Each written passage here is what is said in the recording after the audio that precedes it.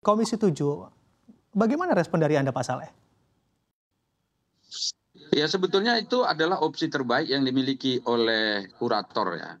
Karena memang betul alasannya tadi, kalau itu alat-alat beratnya atau alat-alat yang bagus itu tidak dipakai atau tidak disewakan, itu bisa jadi nanti itu nilai dan kualitasnya berkurang.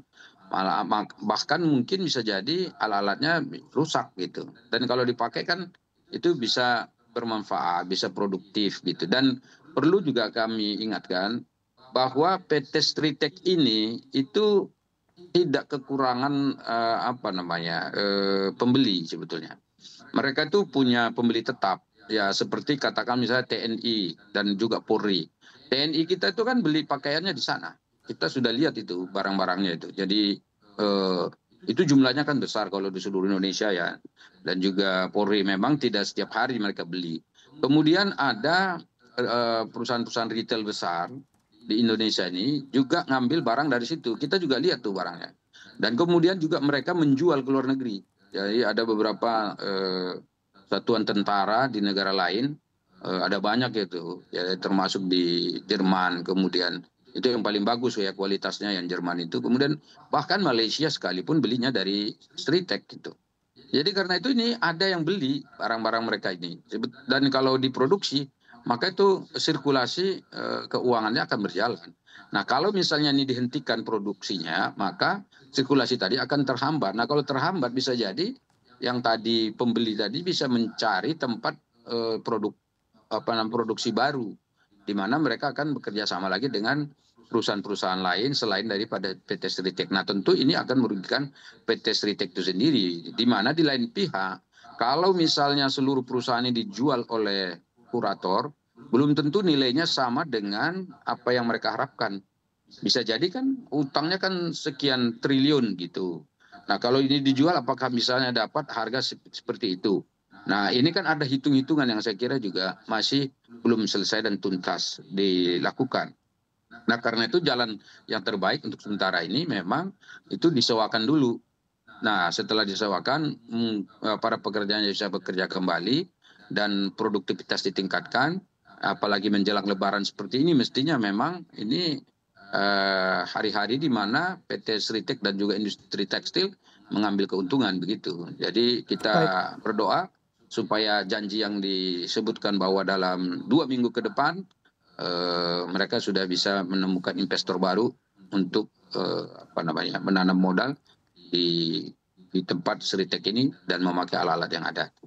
oke, baik. Berdasarkan pernyataan dari Anda bahwa memang karyawan dan pihak manajemen baik-baik saja saat Anda melakukan kunjungan, lalu juga sebetulnya Stritek sudah memiliki pembeli tetap, apakah ini juga dapat diartikan bahwa memang kebangkrutan yang terjadi di Stritek disebabkan oleh Permendak nomor 8 tahun 2024, Pak Saleh?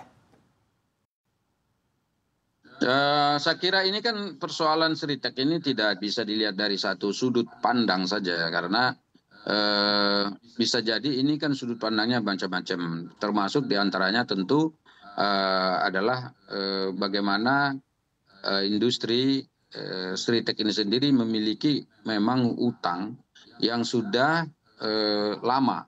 Jadi karena tidak bisa dibayar, makin lama makin banyak, kemudian ada yang menuntut agar segera dibayarkan dan dibawalah ini ke pengadilan niaga. Nah disitulah dinyatakan bahwa PT Stritek ini dinyatakan pilot. Nah sebetulnya kalau dilihat dari Permendak 8 itu, Permendak 8 itu kan baru dikeluarkan sekitar Oktober tahun 2024. Nah kalau dia dikeluarkan sekitar Oktober tahun 2024, kemudian 4 sampai 6 bulan kemudian perusahaan dinyatakan pilot, itu saya kira agak terlalu dekat jaraknya gitu, terlalu dekat jarak waktu yang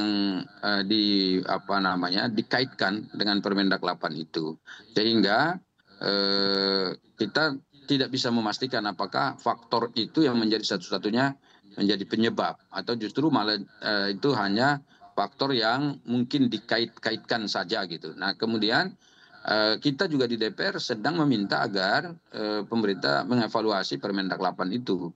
Nah, kebetulan Permendak 8 itu sebetulnya tidak hanya dikeluarkan oleh Kementerian Perdagangan, tetapi juga berkoordinasi dengan kementerian lain, seperti Kementerian Perindustrian, kemudian Kementerian Investasi, kemudian kementerian di bawah koordinasi Kementerian Perekonomian begitu.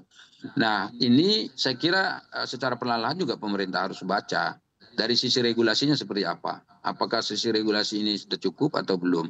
Karena kalau misalnya regulasinya juga menghambat, maka persoalan ini tidak akan bisa selesai. Tetapi kalau memang regulasi ini dianggap tidak ada masalah, ya harus dibuktikan juga kepada masyarakat bahwa tidak ada masalah.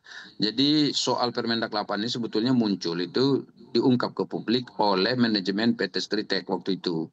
Ya begitu mereka diancam pilot itu, belum pilot waktu itu, diancam pilot, mereka menyayangkan adanya Permendak 8 itu. Jadi kami juga waktu ke PT Sritek itu menanyakan soal ini sebetulnya, dan mereka menjelaskan bahwa Permendak 8 ini memang mengganggu untuk jangka panjang, tetapi untuk kemarin itu mereka merasa ini akan mengganggu jika tidak segera direvisi Permendak 8 itu, dan sekarang sedang dikerjakan.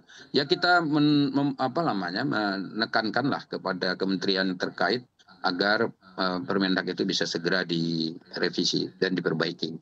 Oke, baik. Masih membahas seputar regulasi, Pak Saleh. Apakah dari DPR Komisi 7 juga merekomendasikan begitu ya semacam regulasi untuk mendukung investasi, di mana kemudian berinvestasi agar mana investor yang akan masuk mengambil alih dari PT Sritex ini juga diberikan insentif begitu dan memberikan kemudahan dalam berinvestasi di tanah air. Bagaimana menurut Anda? Nah, di sini perlu langkah koordinatif lintas kementerian lembaga. Jadi salah satu kementerian yang megang peran di sini, megang isu strategisnya itu adalah Kementerian Keuangan.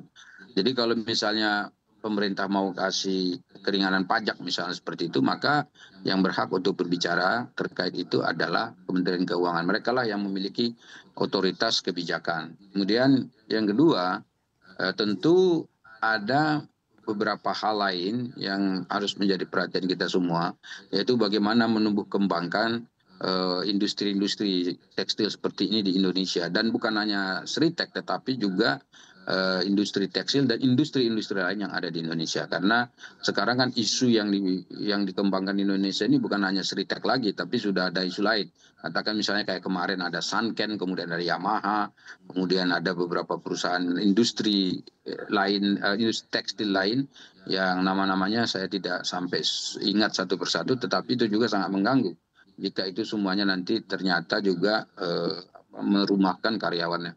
Nah, dalam jangka panjang, Komisi 7 DPR RI itu sudah mengagendakan untuk membuat apa yang disebut dengan Undang-Undang Sandang. Jadi kita sudah meminta kepada Balik DPR agar rancangan Undang-Undang Sandang itu dimasukkan dalam program legislasi nasional, sehingga dengan masuknya dia ke prolegnas, maka itu akan bisa menjadi prioritas kita untuk dibahas. Jadi ini bahkan sudah kita usulkan sebelum PT Sritek itu dinyatakan pilot.